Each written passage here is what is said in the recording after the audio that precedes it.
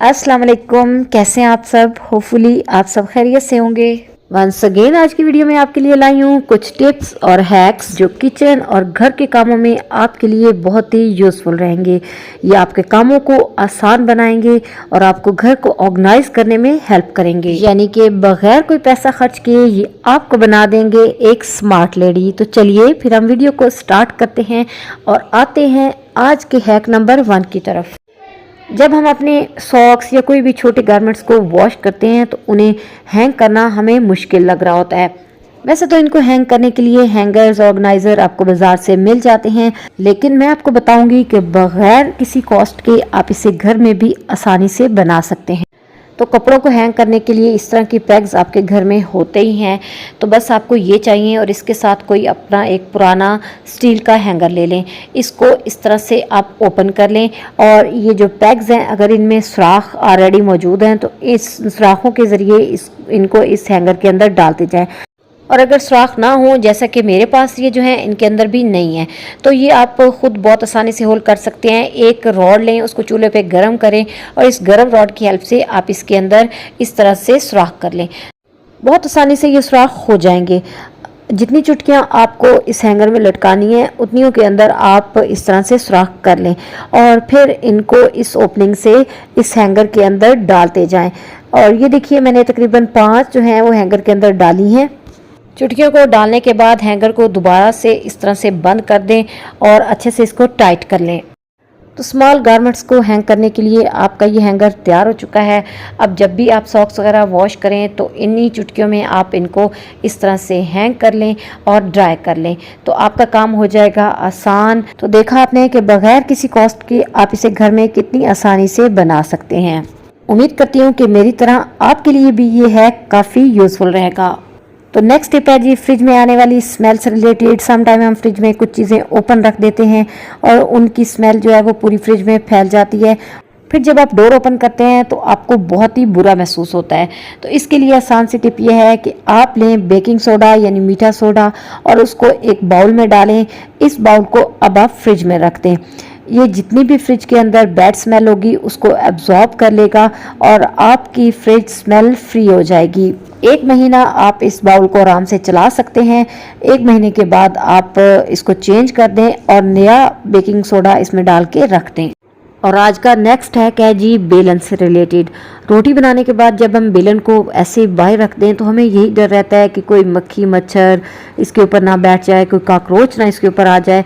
तो बेहतर होता है कि इसे कवर करके रखा जाए। कवर करने के लिए आप DIY कैसे बनाएंगे, आपको चाहिए होंगी 2 कोल्ड ड्रिंक की प्लास्टिक बॉटल्स और इनको आप कट करेंगे। एक को साइज़ में थोड़ा सा छोटा कट कर लें और दूसरे को बड़ा कट कर लें।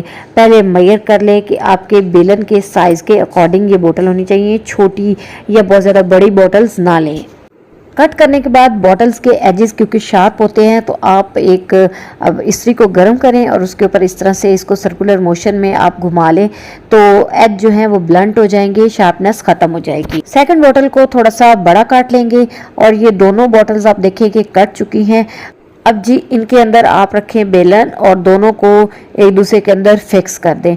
तो ये ज़बरदस्त सा आपका बेलन कवर जो है ये तैयार हो गया है। पड़े हुए भी अच्छा लगेगा और आपका बेलन भी कवर रहेगा। इसी तरह से कूंडी डंडा का जो डंडा होता है उसको भी आप कवर करके रख सकते हैं। ये देखिए मेरे पास एक स्मॉल साइज़ का था इसलिए मैंने स्मॉल ही इसके लिए बॉटल्स ली हैं और इनको भी उसी तरह से मैंने कट कर लिया। अगर आपकी ये दोनों बॉटल्स फिक्स ना हो रही हों तो आप ये कर सकते हैं कि आप एक बोतल की साइड पे छोटा सा कट लगा लें, उससे आसानी से दूसरी बॉटल इसके अंदर एंटर हो जाएगी।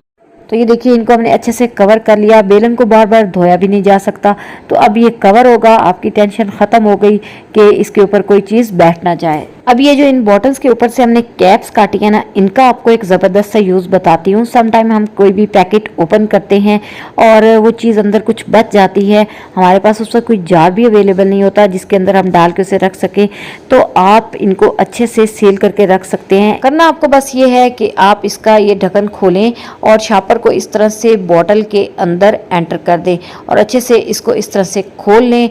उसके बाद आप इसका लिड चढ़ा दें। अब ये आपका शॉपर सील हो गया है, कोई भी चीज़ इसके अंदर एंटर नहीं हो सकती। अब आप इसे जहां भी रखें आपको कोई टेंशन नहीं होगी।